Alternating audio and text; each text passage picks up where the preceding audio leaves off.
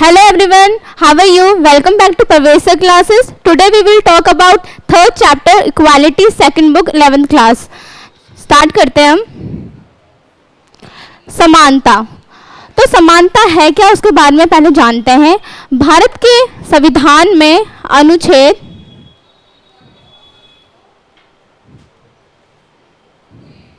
14 से लेकर 18 तक समानता का प्रावधान है. इसमें इसके अंतर्गत क्या क्या आते हैं वो मैं बताती हूँ आपको. इसके अंतर्गत आते हैं कानून के समक्ष संरक्षण,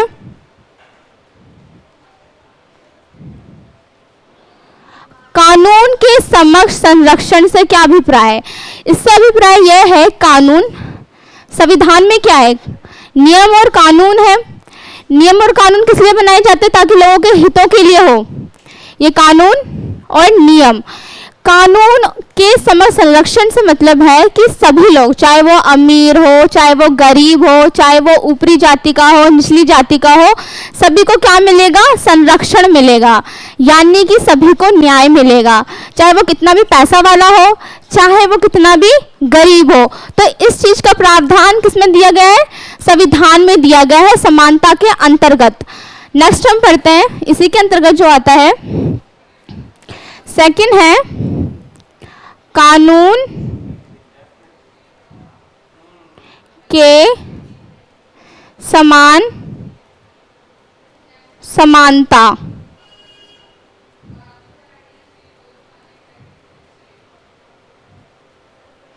कानून के समान समानता से अभिप्राय यह है कि कानून जो बनाए गए हैं वो सभी के लिए समान रूप से अमल होंगे.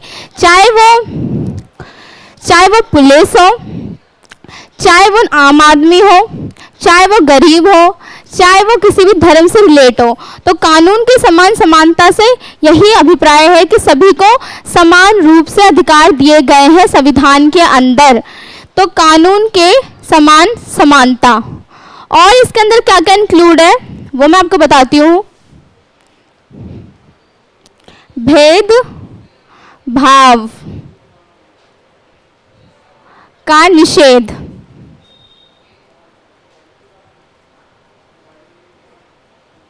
भेदभाव का निषेध. अब भेदभाव का मतलब तो आप सब जानते ही होंगे. भेदभाव का मतलब होता है कि पहले क्या होता था कि जो निचली जाति के लोग होते थे उनके साथ क्या किया जाता था, उन्हें अछूत माना जाता था. अगर वो छू लेंगे तो हमारा धर्म भ्रष्ट हो जाएगा, ये मानना था ब्राह्मणों का. तो जो भेदभाव का निषेध समानता कानून के अंदर आता है, जिसके अंदर कहा गया है कि सभी व्यक्ति, चाहे वो किसी भी धर्म, जाति, लिंग, वंश का हो, चाहे वो किसी भी जन्म स्थान से किसी भी जन्म स्थान से पला बड़ा हो, बिलोंग करता हो, तो क्या है उसमें भेदभाव से नहीं किया जाएगा, उसके साथ भेदभाव नहीं कराया जाएगा. तो भेदभाव का निषेध यह बोलता है कि चाहे व्यक्ति कहीं से ही बिलोंग करे, कहीं से भी जन्मा हो, ठीक है, तो उसके साथ क्या होगा, भेदभाव नहीं किया जाएगा. भेदभाव निषेध कानून किसके अंतर्गत है, समानता के अंतर्गत है. चाहे वो निचली जाति का हो, चाहे वो गरीब हो, सबके साथ समान रूप से व्यवहार किया जाएगा. थर्ड क्या है, फोर्थ क्या है कि चाहे दुकानों में हो, चाहे होटलों में हो,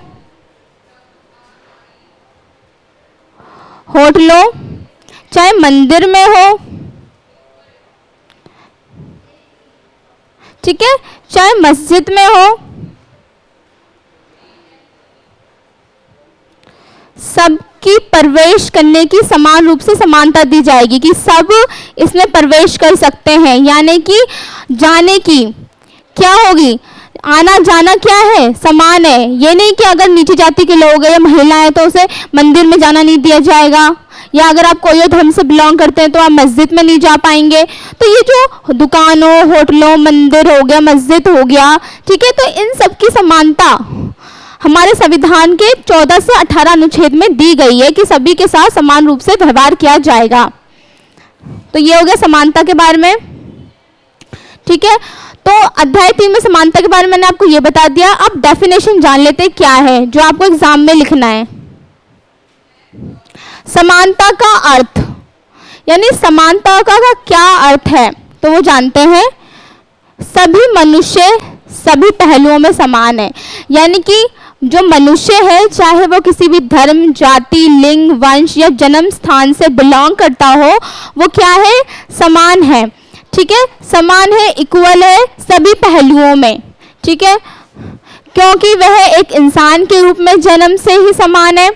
जब हम देखते हैं कि मनुष्य तो क्या है, समान है जन्म रूप से, सबके पैर है, सबके हाथ है, सबके आंखें हैं। ठीक है, तो वह एक इंसान के रूप में जन्म से समान है और सभी को समाज में समान रूप से शिक्षित, धनी, समान दर्जा प्राप्त होना चाहिए। यानी कि सभी को क्या, समान रूप से मिलना चाहिए, चाहे शिक्षा हो, चाहे रोजगार के अवसर का मामला हो, चाहे कहीं भी आने जाने का, चुनने का जो अधिकार है वो समान रूप से मिलना चाहिए।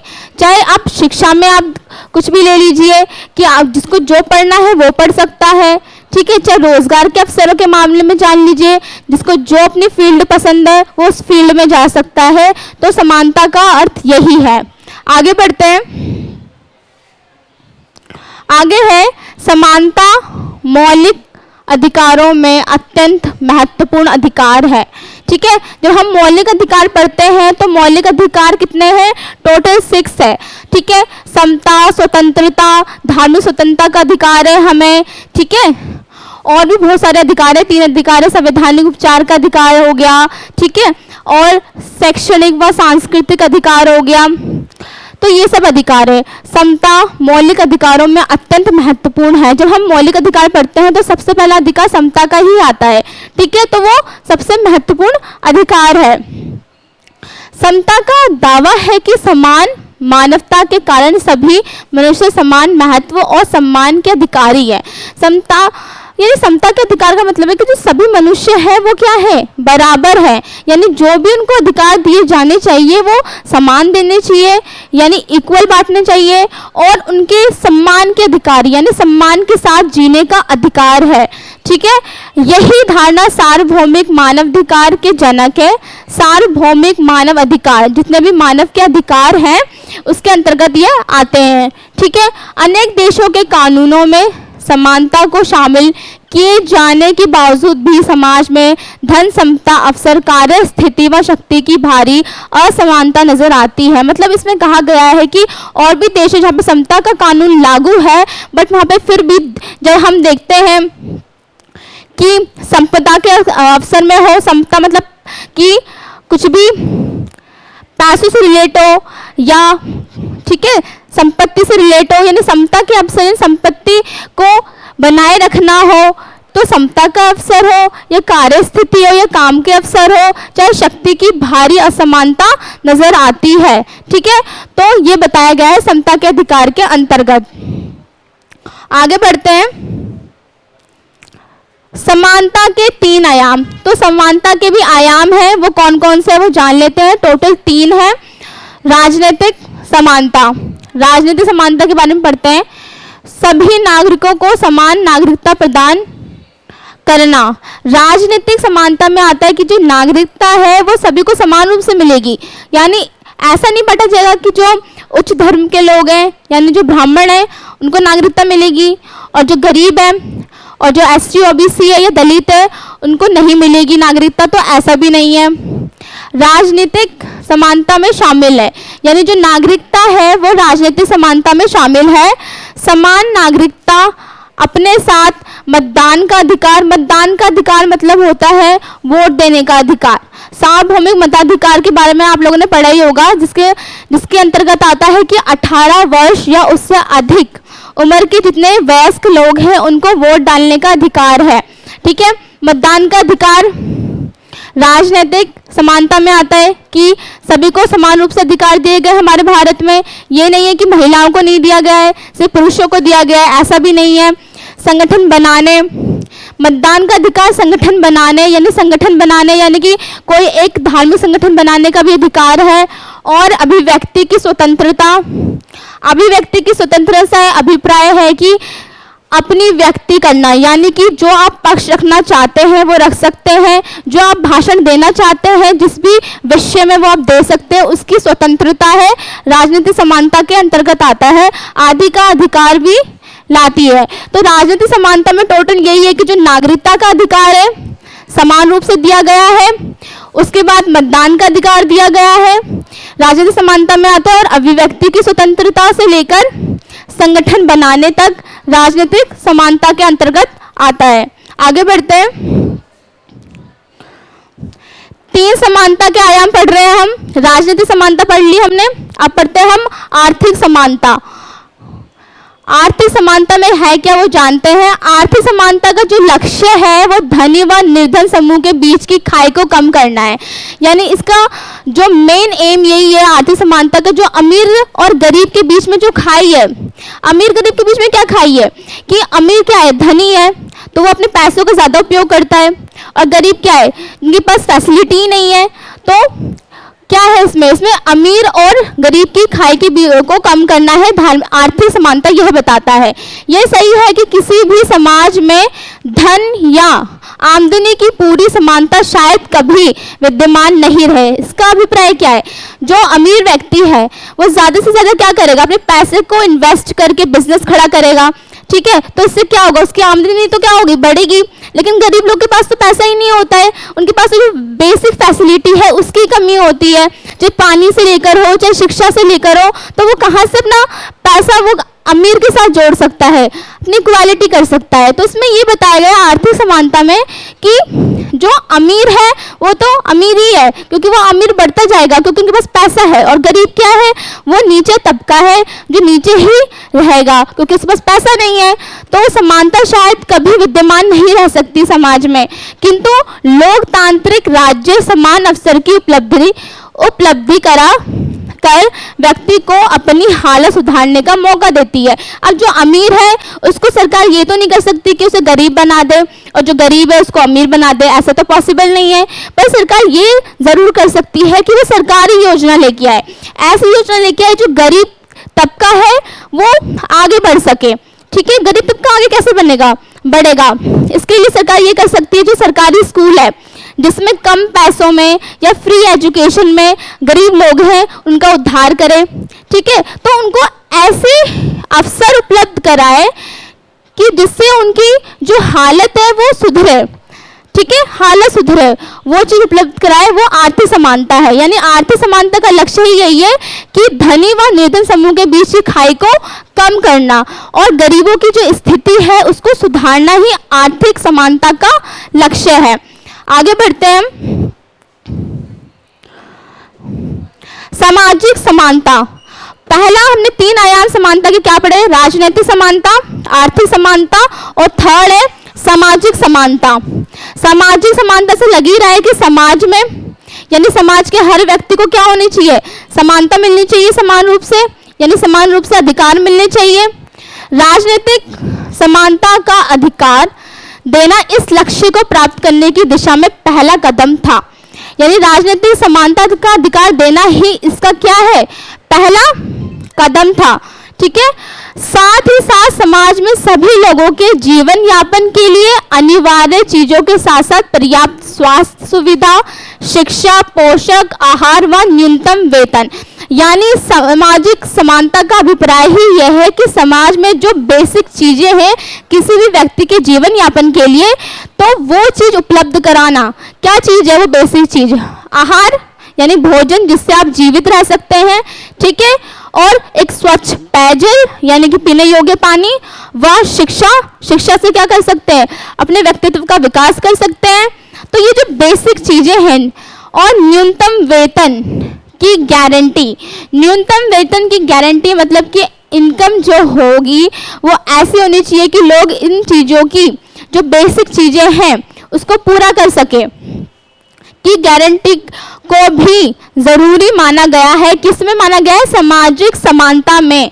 सामाजिक समानता का ही अर्थ यह है कि जो बेसिक फैसिलिटीज होती है, जैसे आहार हो गया, ठीक है, स्वच्छ पेयजल हो गया, और क्या है, स्वास्थ्य सुविधा हो गई, शिक्षा हो गया, पोषक तत्व हो गए, तो ये मेन चीजें हैं जो हर व्यक्ति के पास होना चाहिए। आवास हो गया, तो ये सामाजिक समानता में इंक्लूड किया गया है। और न्यूनतम वेतन की गारंटी।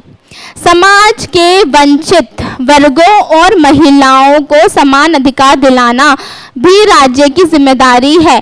यानी कि समाज के जो वंचित लोग हैं, जैसे दलित है, एसटी है, ओबीसी है, जिनके साथ सदियों से भेदभाव होता आ रहा है, तो उनको क्या दिलाना? समान अधिकार दिलाना, ठीक है, इक्वल राइट्स दिलाना, चाहे वो महिलाएं हो, क्योंकि महिलाओं के साथ भी भेदभाव होता आ रहा है, ठीक है। शिक्षा के अधिकार से उन्हें वंचित किया जाता था पहले, ठीक है। तो सामाजिक समानता में यही है। आगे बढ़ते हैं। समानता का महत्व। अब समानता का क्या महत्व है? जब हम समानता का चैप्टर पढ़ रहे हैं तो ये हमें जानना जरूरी है कि इसका महत्व है क्या। तो वो जानते हैं समानता का महत्व। समानता होने से कोई नागरिक के बीच जाति, धर्म, वंश, रंग और लिंग के आधार पर भेदभाव नहीं करता है। यानी समानता का अधिकार हमें क्या बताता है? समानता का अधिकार हमें ये बताता है कि चाहे आप किसी भी समुदाय से बिलोंग करते हो, चाहे आप किसी भी जाति से बिलोंग करते हो, वंश, आपका रंग कोई सा भी हो, आपके साथ समान रूप से व्यवहार किया जाएगा, ठीक है, और समान रूप से आपको अधिकार दिए जाएंगे। तो समानता का अधिकार का महत्व यही है। अगर समानता का अधिकार नहीं होगा तो क्या होगा कि सबके साथ तो समान रूप से व्यवहार नहीं किया जाएगा। जो अमीर लोग हैं वो गरीब पे अत्याचार कर सकते हैं, छोटी जाति के लोगों पर अत्याचार हो सकता है, ठीक है। तो समानता का अधिकार का महत्व ये हो गया, ठीक है, यानी कि धर्म, वंश, रंग और लिंग के आधार पर भेदभाव नहीं किया जाएगा। सेकंड पढ़ते हैं, सामाजिक न्याय और सामाजिक स्वतंत्रता पाने के लिए समानता होना बहुत ही जरूरी है। यानी समानता के आयाम में हमने क्या पढ़ा? राजनीतिक अधिकार के बारे में पढ़ा, राजनीतिक समानता, आर्थिक पढ़ा, सामाजिक पढ़ा। तो इन तीनों चीजों को इंक्लूड करके क्या बनता है कि समानता होना बहुत जरूरी है। चाहे वो सामाजिक न्याय की बात हो, यानी समाज में न्याय मिलना हो, चाहे समाज में स्वतंत्रता मिलना हो, ठीक है, पाने के लिए हमें समानता होना बहुत ही जरूरी है। आगे बढ़ते हैं। लोकतंत्र में अच्छे कानून के शासन के लिए समानता आवश्यक है। जब हम लोकतांत्रिक व्यवस्था पढ़ रहे हैं यहाँ पे, यानी हमारा देश लोकतांत्रिक है, इसमें हम क्या करते हैं? अपने शासक का चुनाव खुद करते हैं, ठीक है। तो इसमें अच्छे कानून के शासन के लिए, अच्छे कानून के शासन से अभिप्राय यह है कि जो चुनाव लड़ने की समानता तो सभी को दे रखी है समाज में, चाहे वो गरीब हो, चाहे अमीर हो, चाहे कोई सी भी जाति से हो। तो इससे क्या होता है? अगर समानता होगी, समानता होने से क्या होगा कि जो प्रतिनिधि है तो उसकी जो योग्यता है वो छुप नहीं पाएगी। यानी जिसके अंदर कैपेसिटी है, क्वालिटी है, वो ही सरकार बन पाएगी उसकी, ठीक है। तो अच्छे कानून के शासन के लिए समानता आवश्यक है, अन्यथा लोकतंत्र का कोई मूल्य नहीं है। क्योंकि लोकतंत्र में ही बताया गया है कि हम अपने शासन का चुनाव निष्पक्ष रूप से कर सकते हैं, ठीक है। तो लोकतंत्र का कोई मूल्य नहीं होगा अगर समानता नहीं होगी। मौलिक अधिकार की सार्थकता भी समानता से ही है। यानी मौलिक अधिकार जो हमें दिए गए हैं, 6 मौलिक अधिकार हमें दिए गए हैं, उसकी जो सार्थकता है वो समानता से ही है। क्योंकि जो समता का अधिकार से लेकर स्वतंत्रता, संवैधानिक उपचार से लेकर धार्मिक स्वतंत्रता हो गया, तो ये जो जितने भी अधिकार हैं ये किस में दिए गए? मौलिक अधिकार में दिए गए हैं। मौलिक अधिकार में जो ये अधिकार दिए गए सभी नागरिक को क्या दिए? समान रूप से वितरित किए गए हैं, ठीक है। चाहे किसी के साथ भी अन्याय हो, वो न्यायालय में जाके न्याय पा सकता है। तो इसकी सार्थकता किसमें है? समानता के अधिकार में है। सभी के विकास के लिए समानता होना अति आवश्यक है। विकास का अभिप्राय क्या है यहाँ पे? विकास का मतलब है डेवलपमेंट, यानी कि सबका विकास हो, चाहे गरीब हो चाहे अमीर हो, ठीक है। गरीब लोगों को इतनी अपॉर्चुनिटी नहीं मिलती है, तो अगर समानता का अधिकार आएगा तो क्या होगा? सरकारी योजनाएं आ पाएंगी, सरकारी स्कूल में क्या होगा? जो शिक्षा है उन्हें फ्री शिक्षा दी जा रही है, जिससे क्या होगा? गरीब के बच्चे भी पढ़ पाएंगे, वो भी क्या कर पाएंगे? विकसित हो पाएंगे, ठीक है, जिससे क्या होगा? देश का विकास होगा। तो सभी के विकास के लिए समानता होना बहुत जरूरी है। तो हमारे समानता का महत्व में ये पढ़ लिया। आगे बढ़ते हैं। मार्क्सवाद। मार्क्सवाद की अवधारणा पढ़ते हैं। सामाजिक व आर्थिक असमानताओं को मिटाने का उपाय निजी स्वामित्व को समाप्त करके आर्थिक संसाधनों पर जनता का स्वामित्व होना। यानी मार्क्सवाद क्या बता रहा है कि जो भी संसाधन है, सामाजिक व आर्थिक असमानता को क्या करना है, हमें हटाना है। और जो निजी स्वामित्व है, यानी जो निजी व्यक्तियों का हक है, प्रभुत्व है, उन चीज़ों में, उन संसाधनों को समाप्त करना है हमें। और आर्थिक संसाधनों पर जनता का स्वामित्व होना चाहिए। जनता का मीनिंग यही है कि वहाँ पे गरीब अमीर, चाहे वो कोई से भी धर्म से बिलोंग करता हो, वो आ गए। ठीक है। मार्क्सवाद आर्थिक संशोधन पर जनता का नियंत्रण करके समानता की स्थापना करने का प्रयास करता है। यानी मार्क्सवाद कहता है कि चाहे वो आर्थिक और सामाजिक समानता होनी चाहिए समान रूप से, और इसमें क्या होना चाहिए कि जनता का नियंत्रण होना चाहिए इसमें। यानी कि सामाजिक और आर्थिक समानता में जनता का नियंत्रण होना चाहिए, तभी ही किसी देश का विकास हो पाएगा। तो ये अवधारणा है मार्क्सवाद की। आगे बढ़ते हैं। उदारवादी। उदारवादी देखते हैं हम। समाज में संसाधनों के वितरण के मामले में प्रतिद्वंद्विता के सिद्धांत का समर्थन करते हैं। समाज में जो संसाधन है उसके वितरण में प्रतिद्वंद्विता के सिद्धांत का समर्थन करते हैं और राज्य के हस्तक्षेप को अनिवार्य समझते हैं कि जो संसाधन होने चाहिए उसके प्रतिद्वंद्विता के सिद्धांत पर अमल होना चाहिए, और क्या होना चाहिए, उसमें राज्य का हस्तक्षेप होना जरूरी है। ठीक है। उदारवादी खुली प्रतिस्पर्धा द्वारा सभी वर्गों से योग्य व्यक्तियों को बाहर निकालने में यकीन रखते हैं। उदारवादी क्या है, खुली सोच है, जिसमें बताया गया है कि जो योग्य व्यक्ति है उनको चुना जाएगा, उस वर्ग के लोगों को चुना जाएगा और बाकी को बाहर निकाल दिया जाएगा। ठीक है। उसके बाद है उदारवादी में यही बताया गया कि संसाधनों का वितरण होगा वो प्रतिद्वंद्विता के आधार पर होगा, कंपटीशन के आधार पर होगा, और राज्य में हस्तक्षेप को अनिवार्य समझते हैं। राज्य का हस्तक्षेप जरूरी है इसमें। और उदारवादी जो है वो खुली प्रतिस्पर्धा द्वारा सभी वर्गों से योग्य व्यक्ति को बाहर निकालने में यकीन रखते हैं। तो ये उदारवाद सोच हो गई। अब समाजवाद के बारे में पढ़ते हैं। समाजवाद यानी समाज के कल्याण के लिए। ये समाजवाद का अर्थ है असमानताओं को न्यूनतम करके, न्यूनतम मतलब असमानता जो हो रहा है, भेदभाव जो हो रहा है उसको कम करके, न्यूनतम करके संसाधनों को न्यायपूर्ण बंटवारा करना। न्यायपूर्ण बंटवारा से क्या मतलब है कि जो जितने भी संसाधन है समाज के सभी वर्ग को समान रूप से वितरित किए जाएंगे। ठीक है। भारत के प्रमुख समाजवादी चिंतक राम मनोहर लोहिया का एग्जाम्पल दिया गया है इसमें कि जो समाजवाद थे उनका भी यही मानना था कि जितने भी संसाधन होंगे वो सभी वर्ग को समान रूप से वितरित किए जाएंगे, चाहे वो किसी भी धर्म जाति से बिलोंग करते हो। तो ये समाजवाद की अवधारणा है। आगे बढ़ते हैं। आगे है समाजवाद व मार्क्सवाद के अनुसार आर्थिक असमानताओं, सामाजिक रुतबा या विशेषाधिकार जैसी असमानताओं को बढ़ावा देती है। यानी कहना है कि समाज जो है और मार्क्सवाद के अनुसार जो आर्थिक असमानता, सामाजिक रुतबे और जो विशेष अधिकार हैं, ठीक है, जैसे असमानताओं को बढ़ावा देती है, इसलिए समान अवसर से आगे जाकर आर्थिक संसाधनों पर निजी स्वामित्व ना होकर जनता का नियंत्रण सुनिश्चित करने की जरूरत है। यानी निजी स्वामित्व से मतलब है कि ऐसे व्यक्ति जो इन्वेस्ट करते हैं ज़्यादा से ज़्यादा पैसा, तो उन्हीं का अधिकार होना। यानी कि सिर्फ लाभ कमाने के उद्देश्य से इंडस्ट्री खड़ी करना। ठीक है। जैसे गरीबों के लिए कोई भी योजना लेके आएगी सरकार तो सिर्फ गरीबों की भलाई के लिए होगा। ठीक है। तो इसमें बताया गया है कि समान अवसर से आगे जाके आर्थिक जो संसाधन है उसमें निजी स्वामित्व ना होके, ठीक है, किसी एक व्यक्ति का अधिकार ना होकर जनता का नियंत्रण होना बहुत ज़रूरी है। जनता का नियंत्रण होगा तो जो जितने भी तबके के लोग हैं वो क्या होंगे, उनको फैसिलिटी मिल पाएगी, लाभ मिल पाएंगे, ना कि किसी एक तबके के लोगों को मिल पाएगा। तो इसमें यह बताया गया है। आगे बढ़ते हैं। संयुक्त राज्य अमेरिका में नस्ल के आधार पर असमानता से निपटने के लिए सरकार के द्वारा उठाई गई कदमें क्या है। संयुक्त राज्य अमेरिका यूएसए की बात करी गई है। नस्ल के आधार पर जो असमानता यानी भेदभाव हुआ था तो उसके लिए सरकार ने क्या कदम उठाए हैं उसके बारे में पढ़ते हैं।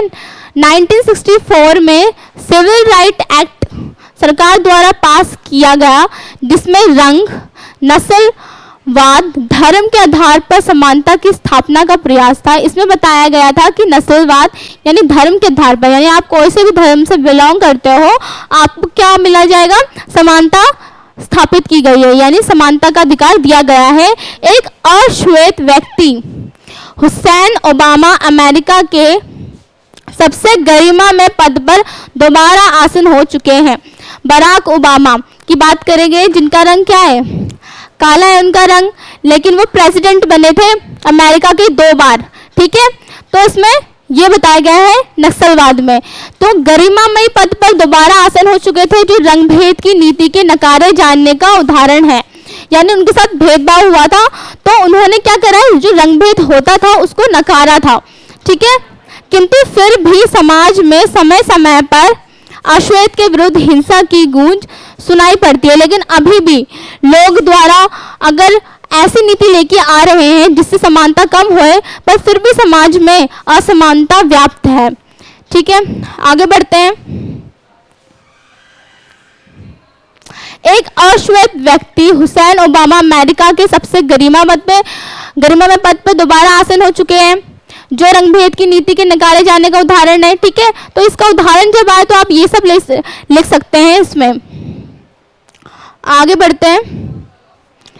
विभेदक बर्ताव पर लोगों के बीच अंतर को ध्यान में रखकर कुछ विभेदक बर्ताव आरक्षण की नीति बनाई गई है।